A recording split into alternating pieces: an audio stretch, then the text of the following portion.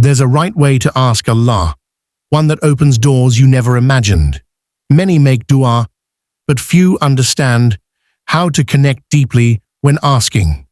In this reminder, discover the spiritual keys to receiving from Allah, not through force, but through faith, trust, and heartfelt surrender. 1. Ask with sincere tawakkul, trust in Allah. When you ask Allah for something, your heart should rest in the certainty that He alone controls all outcomes. Tawakkul means complete reliance on Allah, trusting that whatever He chooses for you is ultimately for your good, even when it looks different from what you expected. Too often we ask while our hearts are still clinging to worldly means, thinking that people, circumstances, or effort alone can bring the result. But the true believer knows that nothing moves, no door opens, and no prayer is fulfilled unless Allah wills it. When you make dua, you must detach from the illusion of control. Do what you can, but let your heart rest in Allah's promise. And whoever relies upon Allah, then He is sufficient for him.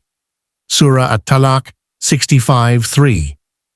This means you no longer depend on the creation for your sustenance, your happiness, or your breakthrough. You ask as a servant to the Master, not as someone negotiating an outcome. Tawakkul also means believing that Allah's response will come in the best form. Sometimes the answer is yes, sometimes not yet, and sometimes it's, I have something better. The delay or redirection is never a punishment, but divine precision. When you trust Him completely, your dua stops being a request born of desperation. It becomes a peaceful conversation of love and surrender. You begin to understand that your role is not to control, but to connect. And through that connection, everything falls into place exactly as it should. 2.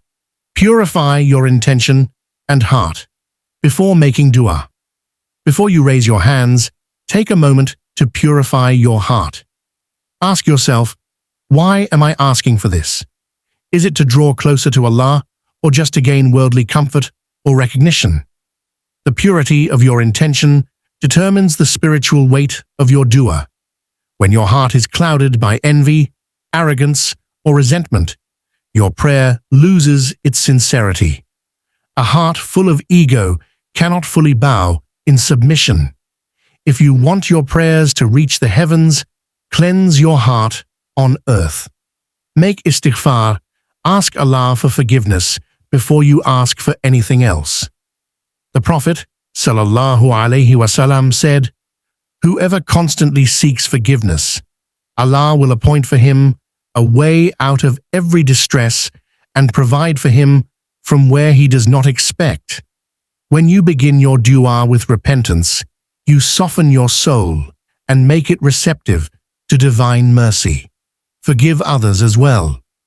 Holding grudges creates spiritual blocks. When you forgive, you free your heart from heaviness and make room for blessings. The more you purify yourself, the more connected you feel when calling upon Allah. Remember, Allah looks not at your words or status, but at the sincerity within your chest. Purity of intention also means aligning your request with goodness. If what you seek brings harm, pride, or distance from Allah, then it cannot be a blessed request. But when your dua comes from a place of gratitude and humility, it becomes an act of worship. Your heart whispers not, "Give me because I deserve," but "Give me because you are the most generous." And that difference changes everything. 3. Ask with humility, not entitlement. When you ask Allah, lower yourself before Him, physically, emotionally, and spiritually. You are speaking to the Lord of the worlds, not making a demand to a servant. Humility is the soul of dua. It is to acknowledge that you are in need, while Allah is free of all need. The more humble you are, the closer you are to acceptance. Entitlement, on the other hand, blocks blessings. When you think, I've prayed so much, why hasn't Allah given me yet? You shift from servitude to pride. You make your dua about your effort rather than His mercy. But the humble believer knows that even being able to raise your hands in prayer is itself a gift. Allah allows whom He loves to call upon Him. The one who forgets to make dua has already lost something precious. In humility, use words that reflect submission. The Prophet, sallallahu alaihi wasallam, would begin his dua with praise. Alhamdulillah, Ya Rahman, Ya Rabb, acknowledging Allah's greatness before asking for anything. He would weep, pause, and whisper his needs with full awareness that everything he has is from Allah. True humility also means asking in a state of gratitude. Instead of saying, "Why haven't I received?" say, "Ya Allah, I am grateful for what I have, but I ask you for what you know is best." Gratitude keeps your heart soft. Humility keeps your prayer pure. Together they transform your dua from a list of desires into a dialogue of love. When you truly humble yourself before Allah, you begin to see that every no is a form of care, every delay a hidden protection, and every yes a mercy beyond what you could have planned. That understanding changes the tone of your dua, from desperation to devotion. 4. Be consistent and patient in your dua. One of the greatest mistakes people make is giving up too early. They make dua for a few days or weeks, see no result, and stop asking, not realizing that consistency is one of the strongest signs of faith. The Prophet, sallallahu alaihi wasallam, said, "Your dua will be answered so long as you do not become impatient and say, 'I made dua, but it was not answered.'" Allah loves persistence. Every time you raise your hands, you prove your belief that He alone can change your situation. Even if the world stays silent, your voice reaches the heavens. Consistency in dua builds spiritual endurance. It shows that your hope lies not in the outcome, but in the act itself, because dua is not only about getting, it's about becoming. Patience, sabr, is also key. When you plant a seed, you don't dig it up the next day to check if it's growing. You water it, give it light, and trust the process. Similarly, your dua needs time to take root. Each prayer nourishes your soul, and draws unseen help your way. Sometimes the answer takes months or years, but when it arrives, it does so perfectly. Not too early, not too late. While waiting, keep your actions righteous. Keep performing good deeds, giving charity, helping others, and making dua for them too. The angels say, Ameen, and for you, the same. This means every sincere prayer you make for someone else returns to you multiplied. Be patient in both words and heart. Don't let disappointment make you bitter. Remember, Allah is not ignoring you. He is preparing you. Your patience during waiting may be the test that unlocks your blessing. The one who keeps asking, trusting, and persevering is never left empty-handed. 5. Believe that Allah's timing is perfect, even if delayed sometimes. What hurts the most in dua is the waiting.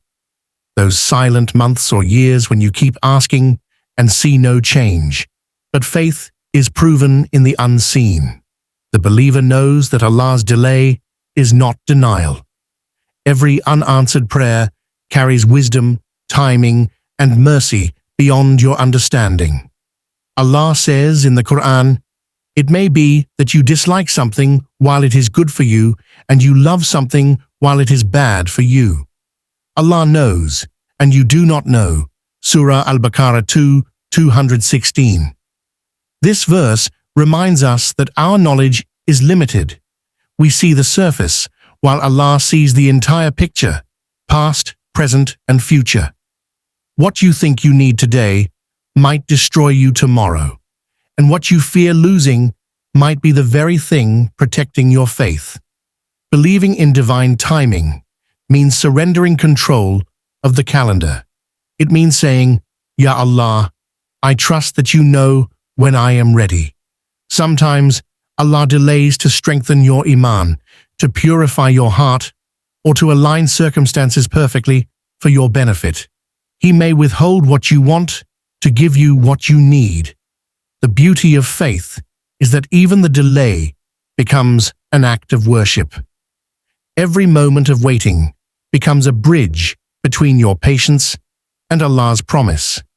When you keep believing despite silence, you prove that your faith is not conditional. It's rooted in love and trust. You may not see the wisdom now, but one day, when the prayer is finally answered or replaced with something far greater, you'll understand why the delay was necessary. You'll look back and say, Subhanallah, had it happened my way, I would have missed the perfection of His plan. So never doubt the timing of the one who created time. Every second is written with purpose. Your prayer has already been heard. It's just unfolding at the moment chosen by the one who loves you most. When you ask Allah with sincerity, trust, and patience, your heart finds peace even before your dua is answered.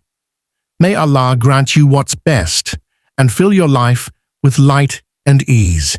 Comment, Ya Allah, guide my heart and strengthen my faith. Like, share, and subscribe to Pious Deen for more reminders.